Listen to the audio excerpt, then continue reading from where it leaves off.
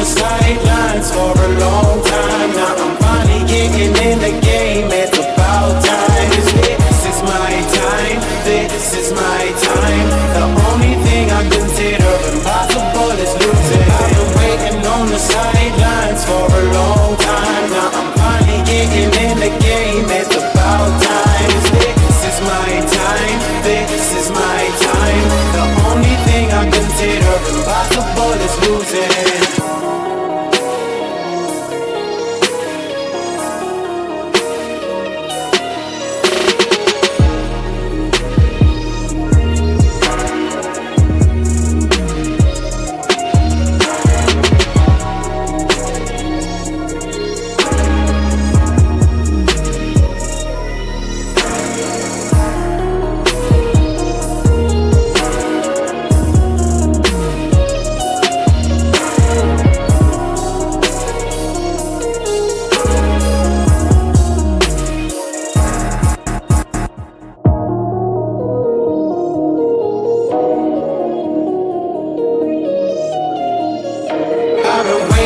On the sidelines for a long time. Now I'm finally getting in the game. It's about time. This is my time. This is my time. The only thing I consider impossible is losing. I've been waiting on the sidelines for a long time. Now I'm finally getting in the game. It's about time. This is my time. This is my time. The only thing I consider impossible is losing.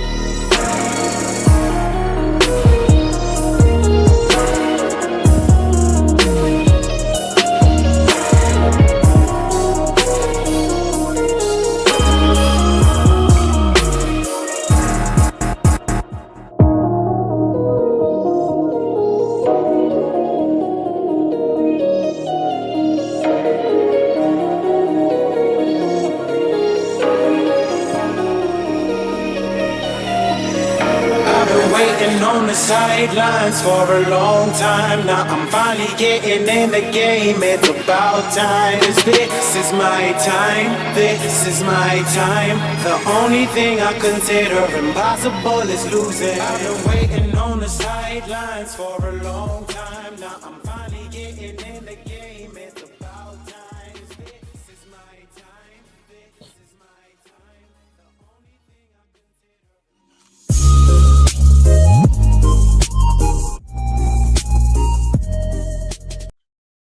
What's up, ladies and gentlemen? Welcome back to TD Fans Talk, home of the real Miami Dolphin fans. Y'all give me a second here.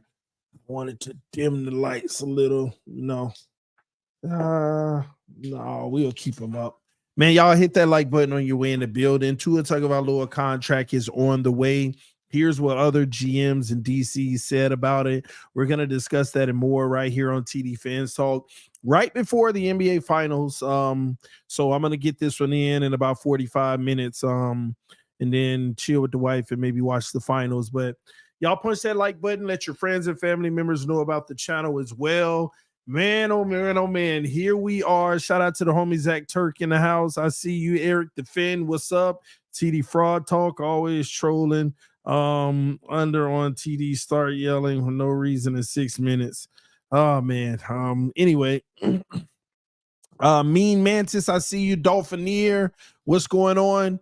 All right, so I see a lot of people in the building already. Y'all punch that like button. So let's go ahead and get started.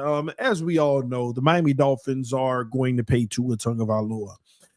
I do understand that there are some people that are still in denial. TD, it's not going to happen. They're not going to pay this man. It's just not going to happen. They're going to pay him.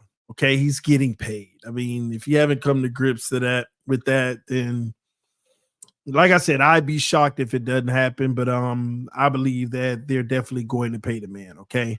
The real question is how much. That's where the details of the contract come into play.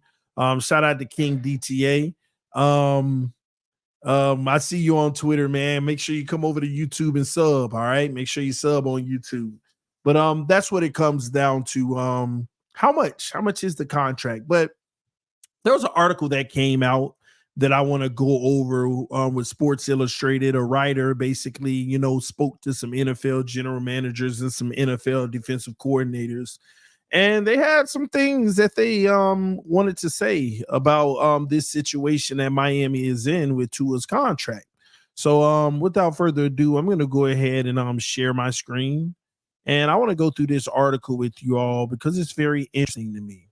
Okay, so here it is up on the screen. Let me make sure I got my view good. Let me put me down here. Maybe I'll do it like this. Yeah, this will be a better view. All right. So let's go ahead and get into it. Okay. Shout out to Sports Illustrated for this article. Matt Verderame. Okay, if I pronounced it wrong, Matt, I'm sorry about that. But it came out 4 days ago, I believe Friday or Thursday, from Matt Verderame. So if you haven't read this, go to SI. You'll be able to see it yourself. It's very interesting, okay? I'm going to read the entire thing because I think all of it is interesting, and I want to read the entire thing and don't take excerpts out of it to make Tua look better than he is or worse than he is. Just being fair and recognizing this is a good article and calling it for what it is, okay? All right, so the article title is Dolphins facing franchise-defining decision with Tua Tagovailoa's next contract. And I truly do believe that. People, they ask, why are you making it a big deal? Why are people, making this contract situation so huge? Because if you don't realize that this is a franchise-defining decision, then, I guess you really just don't care much. It really is. This is a franchise defining decision, hands down. No question about it. Okay. All right. So it starts by saying the former first round pick has his share of detractors, which he does, obviously, but he puts up big numbers during his tenure in Miami. Sooner or later, the Dolphins must decide whether Tagovailoa can lead the franchise to a Super Bowl, because that's what it's ultimately about. It's ultimately about the Super Bowl, ladies and gentlemen. Okay. Tua Tagovailoa is capable, but he's also imperfect. Unfortunately for the Miami Dolphins, having such a quarterback in the NFL is the ultimate franchise-altering dilemma when it's time to decide on a new contract. Speaking of league sources, opinions on what Tagovailoa's future with the Miami Dolphins should be are scattershot. So this guy was talking to league sources, and it's scattershot. It's all over the place. People that's good, some people bad about it. And we're gonna go into some of those details right here. Okay. The best way to look at it is you prepare for the speed at skill positions and Mike McDaniel, and then Tua, a longtime defensive coordinator, says. Now I want to pause right there. This is what's interesting to me. You prepare for the speed first, then you prepare for Mike McDaniel, then you prepare for Tua. Mostert, A-Chain, Waddle, Tyreek, they're the first people that this defensive coordinator prepares for. Then what is Mike McDaniel going to throw your way? You prepare for that. Then you prepare for Tua. Tua's third on the pecking order. And honestly, when you talk about the franchise quarterbacks in the NFL, everybody knows the first person you prepare for is that quarterback. How do you prepare for that quarterback? How do you prepare for Patrick Mahomes? How do you prepare for Josh Allen? How do you prepare for Lamar Jackson? How do you prepare for all the great quarterbacks? Not the speed first, not McDaniels, but the quarterback.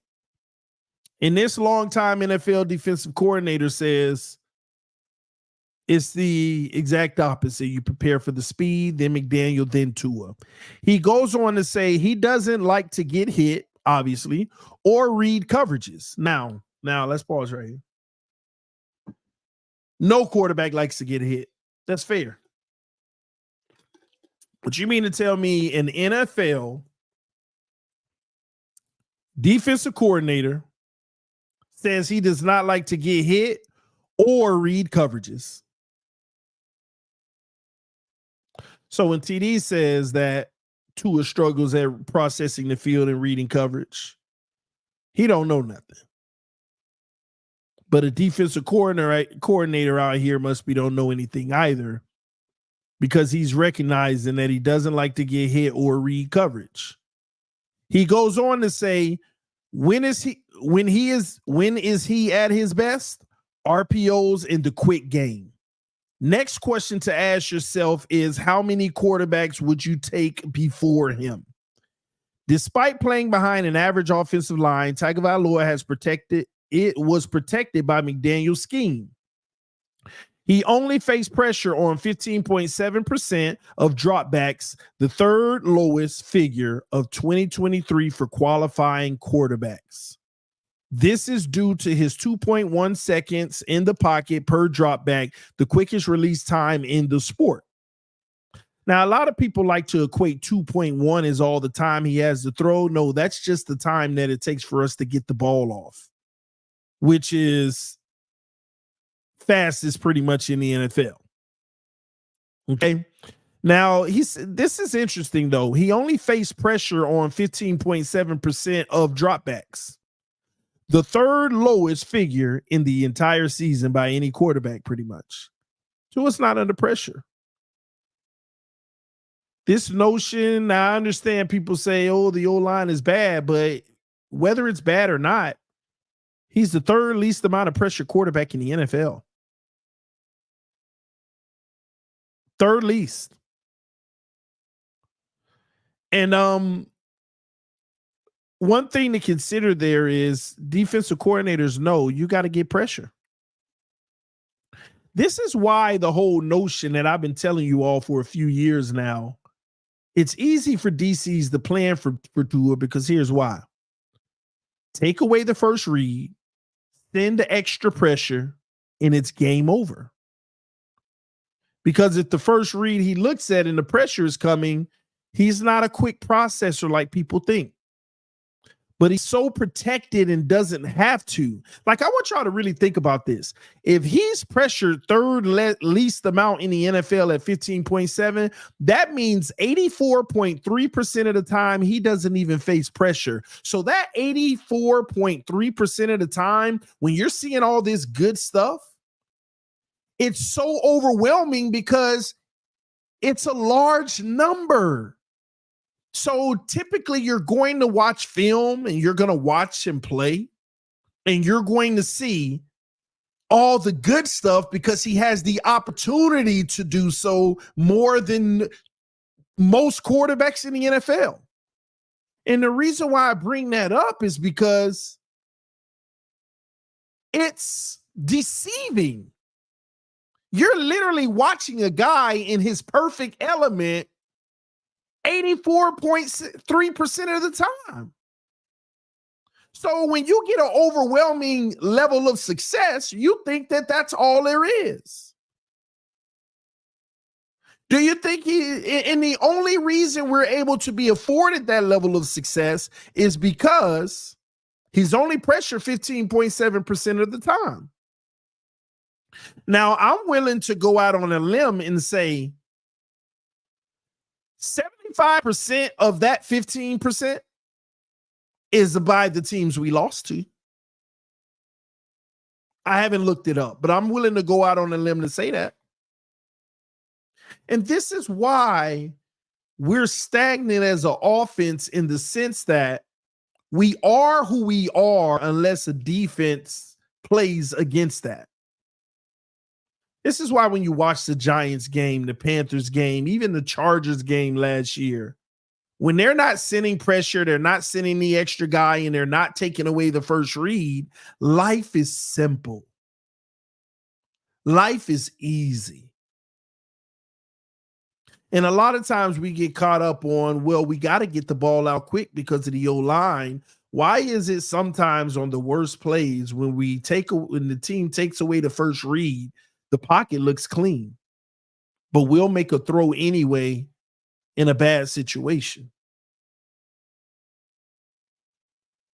So this is the general man. This is a defensive coordinator's words. He goes on to say, regardless of the split opinions on the quarterback, the formula worked. And that's the point, ladies and gentlemen. Regardless on the split opinions, the formula for Tua works. It works more than it doesn't. But in this league, that doesn't get you over the hump when it matters most. Because if life is perfect 84.3% of the time, then it's obviously the formula is going to work. But what a lot of people aren't recognizing is that 15.7% of the time is typically when we need it most. What do you do then? Ignore it? We can't afford to ignore it. But that's the hiccup with the Miami Dolphins and Tua Tagovailoa. Last year, Tagovailoa led the NFL in passing yardage at 4,624 yards. He also threw 29 touchdowns against 14 interceptions, leading the Dolphins to their second straight playoff appearance. In 2022, the Alabama product paced the league in yards per attempt at 9.2, yards per completion at 13.7, and passer rating 105.5. Albeit while missing 4 games due to concussion. The Dolphins should pay him between the 5th and 10th ranked quarterback. A veteran front office executive says. Now we're getting into the general managers. So this is a general manager that recognizes that the Dolphins should pay him. But he puts him in the range between the 5th and the 10th ranked quarterback. He has some talent and fits the system, but there's no real upside, and the medical is scary. He will only be as good as the players around him, that same general manager that would pay him said. Let me say that again. From that same general manager, he said he has some talent and fits the system, but there's no real upside, and the medical is scary. He will only be as good as the players around him. Interesting. Let's move forward. Based on current deals, putting Tagovailoa somewhere between the 5th and the 10th highest paid player means a total value of $180 to $258 million. That's a range which includes Josh Allen, 5th, Jalen Hurts, 6th, Kyler Murray, 7th, Deshaun Watson, 8th, and Jared Goff, 9th, and Kirk Cousins, which is 10th. Now, that's very interesting to me, and let me explain to you all why. Let's go backwards on this list. Kirk Cousins being 10th. We know that that's a bridge deal, but he's worth the money because they can win with him. Jared Goff, same situation as Kirk Cousins. Deshaun Watson, fully guaranteed contract, but it was signed pretty much almost, 3 years ago now? 2 years? Kyler Murray, signed about 3 years ago? Jalen Hurts signed about 2 years ago?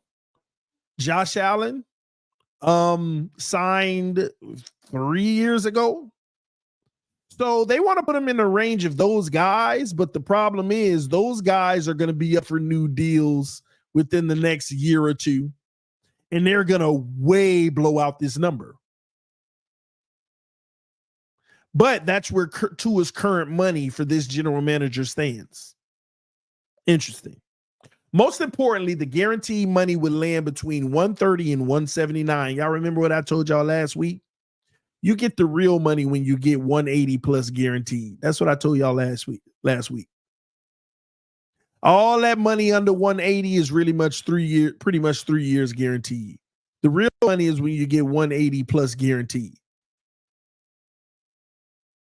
So this general manager would land Tua between 130 and 179 million on a guaranteed. Speaking to an NFC general manager, so here we're switching gears to another general manager and what they had to say. He stated that if he were overseeing the Tagovailoa negotiations, he'd aim to pay him in the same ballpark as Goff. Earlier this offseason, Goff signed a 4-year, $212 million extension with the Detroit Lions, including $170.6 million guaranteed. The total value ranks 9th, with the guaranteed money being 6th. Me personally, I still feel like that's a drastic overpay. But that's what this general manager says that they would do in this situation, which gives them an out after 3 years. Technically gives you an out after 2 if you want to eat a little bit of it, but it's a 3-year out. And does this contract has qualifiers to it? Like in 2027, if you're on a roster by May 5th, more of it comes guaranteed. You see what I'm saying? So I'm not sure. But I wouldn't be totally mad about this type of contract that Goff got. I think it gives us flexibility just in case Tua doesn't work out. The same general manager says, however, there's another path Miami could take as well. And that general manager states, I would definitely stretch it out. Well, this is another general manager. He said, I would definitely stretch it out. A formal NFL general manager says, so this is a formal GM. I couldn't pay him the $50 million per year at this stage with the information we have. Play this year out, then tag him next year if you have to. Just because he played one full season, that doesn't alleviate everybody's doubt about durability. Plus, I felt like at the end of last year, his talents grew a wart or two, man. A wart or two. Baby, little itty bitty growth. Should Dolphins general manager Chris Grier go this route, Miami is looking at a $23.1 million cap hit for Tagovailoa in 2024 before a tag, which will be approximately $40 million in 2025. So just so you know, tagging him next year is $40 million. The Dolphins would then have the option of another tag at a 20% raise. So if you do the math on that, that means it would be $48 million 3 years from now, which is huge savings when you really think about it. 23, 40, and 48 if you want to exercise the tag, which could mean retaining the ability to either sign him long-term or trade him away. This is the smartest move, and I think most people would agree. Play the 5th year. If he balls out, give him a deal. If he doesn't, and he's terrible, you got to start making plans to move on. If he doesn't, and he's more of the same, you tag him and give him another year. A 6th year. Then, or if you have to go that route in his 6th year, if he's bad, you're still figuring out how to move on. If he's good, you sign him to a long-term deal. If he's more of the same, you got to think about moving on or tagging him again. And then you go to the 7th year at $48 million, and this is the last straw. It's the last straw. If it goes that far. But if you got to go to 7 and you don't know, then there ain't no question he's not it. Now, Glenn said he don't have to play on franchise tag. Well, that's his business, Glenn. Then that means he'll be sitting out. And the Dolphins need to look at other options around the league or in the draft. It's that simple. It's that simple.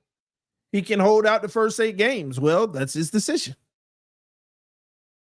I know that would hurt his market in the NFL if he hadn't proven himself to the point to where we had to franchise tag him, and then he's sitting out on that. That hurts his stock. And we could save some money on the cap. It's not that hard of a decision. It's real simple. Let's finish the article. At 26 years old, there's still the question of whether the Dolphins and Tagovailoa are good enough together to make meaningful noise. In 2023, Miami went 1-6 against playoff teams. In those games, Tagovailoa threw 8 touchdown passes and 7 interceptions, never once surpassing 300 yards.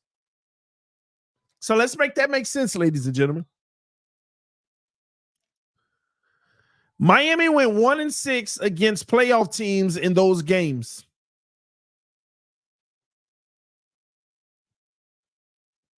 He threw 8 touchdowns and 7 interceptions, never once surpassing 300 yards.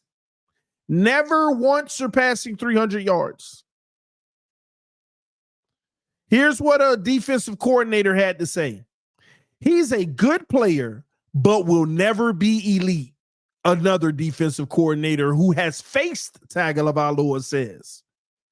Try to make him read things. Remember earlier, a defensive coordinator said he doesn't like reading defense, and this defensive coordinator said try to make him read things.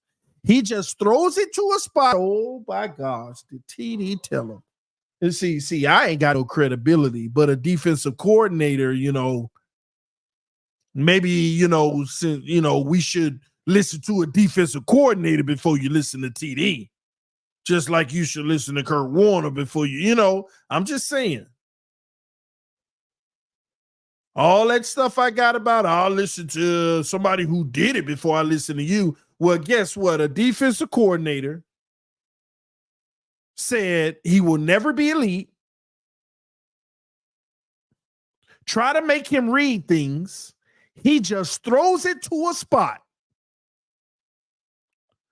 Let me read the whole sentence. He just throws it to spots a lot of the time. Keep changing the windows on him and he will struggle.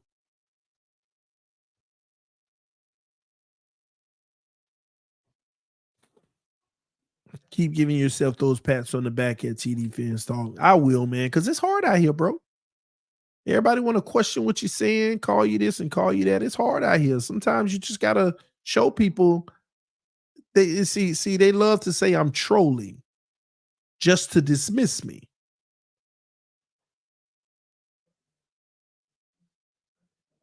But these are facts. This is what, not just me, like do these DCs and general managers watch my channel? Am I influencing them?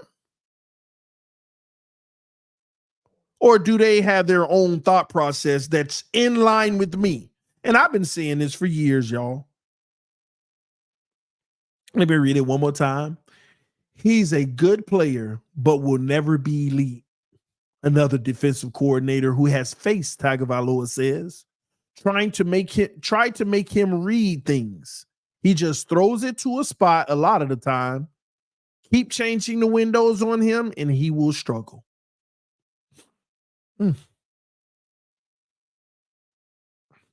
Clearly, though, he's good enough to win plenty of games based on the existing roster around him. Without a crush of injuries last season, Tagovailoa and the Dolphins might have won the AFC East and hosted a playoff game or two. Instead, Miami faltered late, losing to the Baltimore Ravens and the Buffalo Bills before being blown out by the Kansas City Chiefs in the wild card round in a game played in sub-zero temperatures. The big question is whether Tagovailoa is a driver of Miami's high-octane offense or a product of it.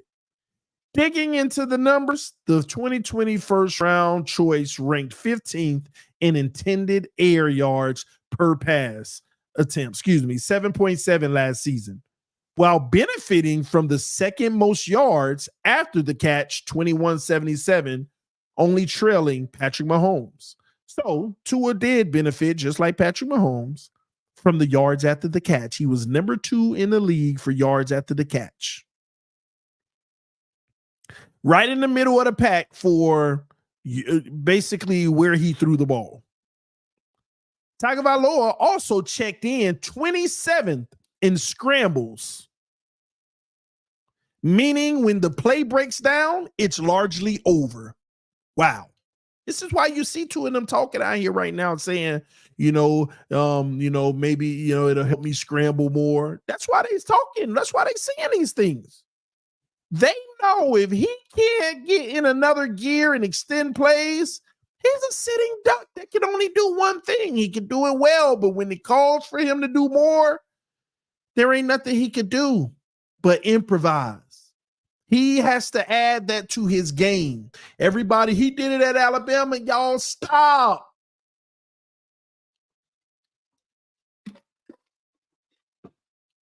This man was at Alabama playing defenses that were putting 7 and 8 in the secondary to guard all those NFL receivers. Clear running lanes and everything. This is the NFL. And they are right. When the play breaks down, it's largely over.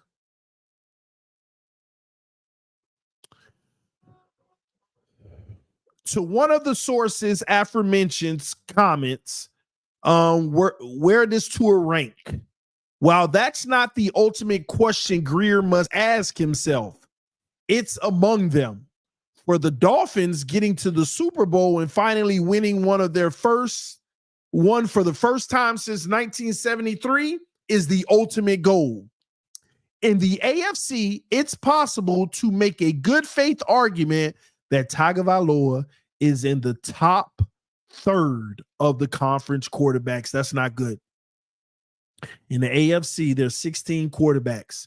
If you're in the top third, that means you're pretty much 9 through 12. 9 through 12 ain't even playoff best. You can argue that, well, let's see how solid that is.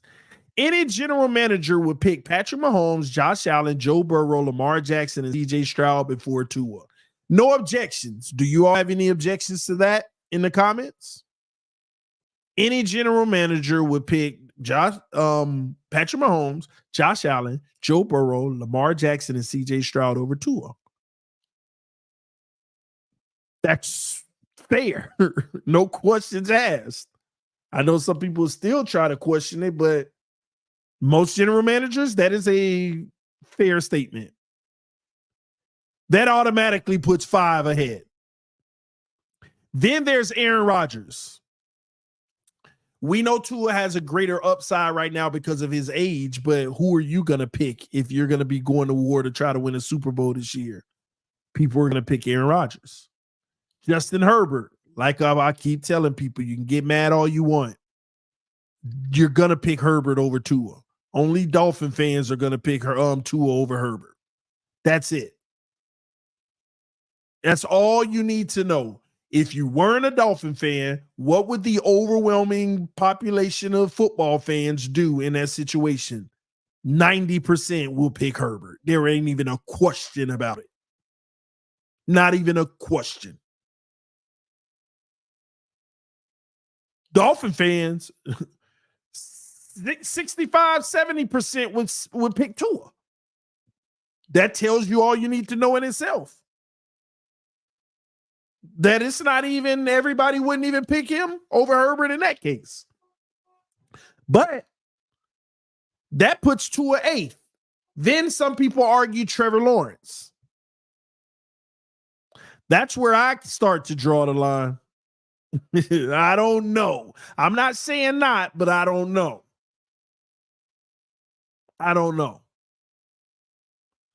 But that still kind of puts Tua down there, fighting for 8 and 9 and 10 or whatever it may be. 8 or 9 or 10. And that's the problem when you got a guy in the AFC. We're not even talking about guys like Deshaun Watson who might break out this year. But right now, you shouldn't pick a Deshaun Watson over Tua at this very moment. If you were going off a prime version, absolutely. So that's the problem, though. This ain't even about paying a guy. This is really about, is this the guy you want to be going to war with for the next several years that are competing against better players?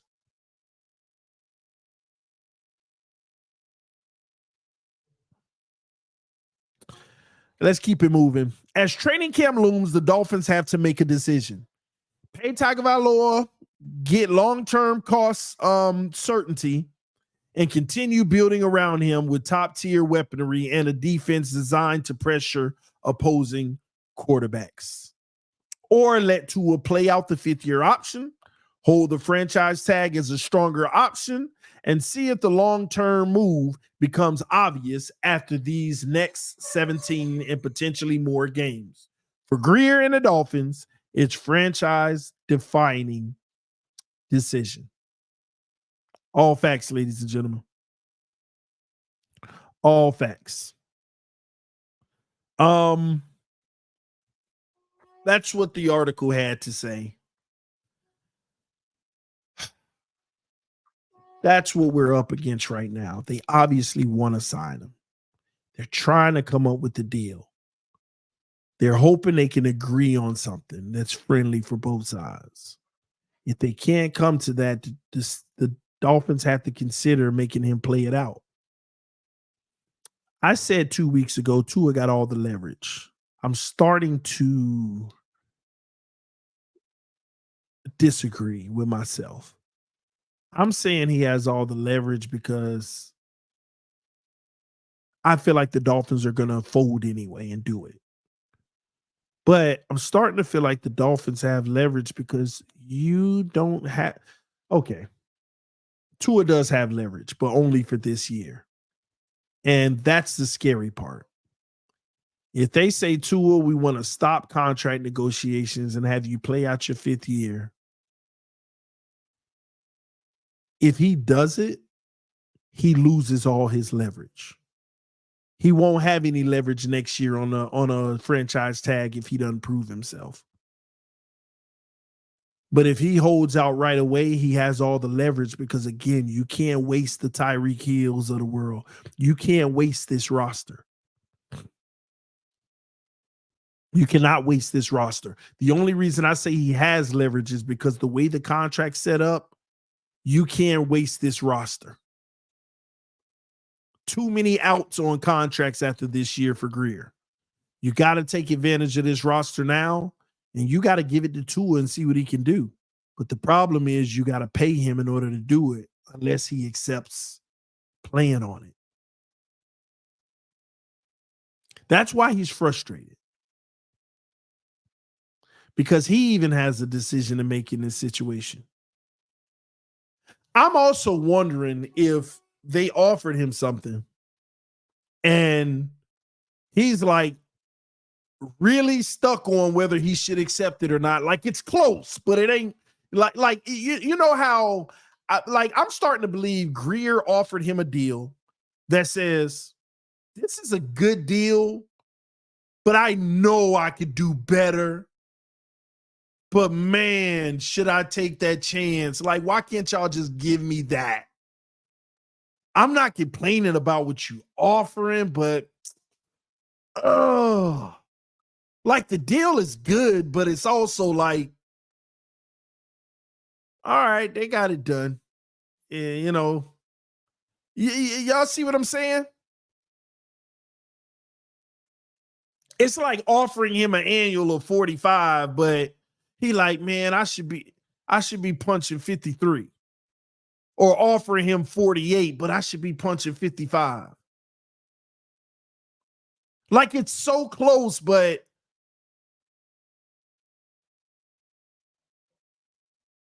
I gotta take it, but I don't have to. Should I? I think that's what's happening. And he's frustrated, like, man. And they're like, this is our ceiling on the deal. You let us know if you want to take it or not. Otherwise, we're prepared to have you play on your 5th year. And I think they put the ball in his court. That interview made me feel like they put the ball in his court. Here's what we're offering. If you can't take that, we want to see more, and we think you should play the 5th year. But if you want to guarantees now, here's what we're offering. If you want to bet on yourself, then if you want to get paid what you're asking, then we want you to play the 5th year because there's still some things that we want to make sure. That's what I think is happening. So what will be the outcome of it? I have no clue.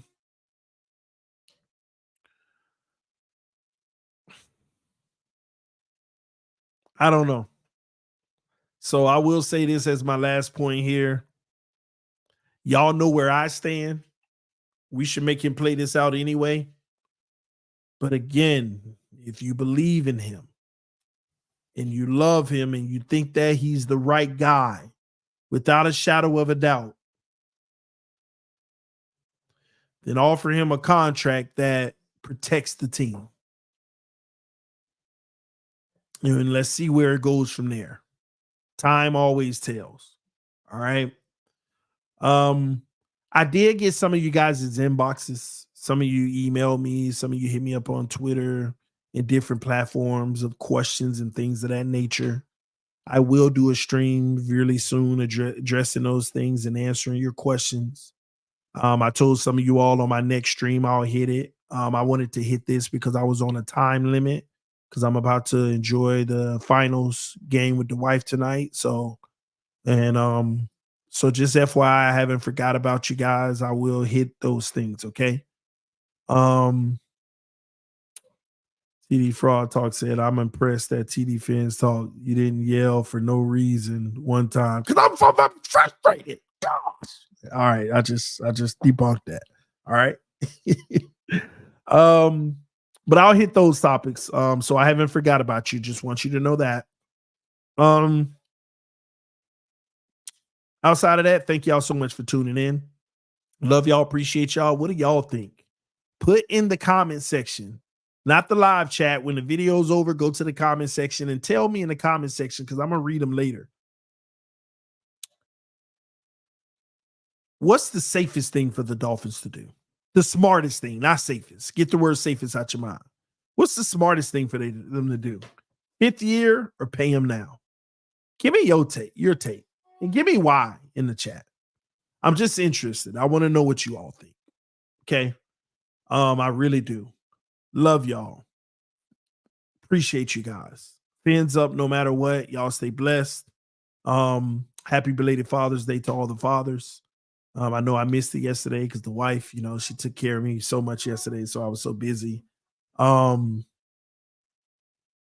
Just love y'all, man. Thank y'all for the love and support always.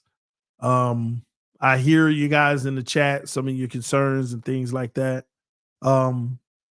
This year is going to be a different season and a more interactive season as well. So we'll see how it goes. Love y'all. I'll see y'all later. Y'all stay blessed. All 500 of y'all. See y'all soon. Peace. I'm out.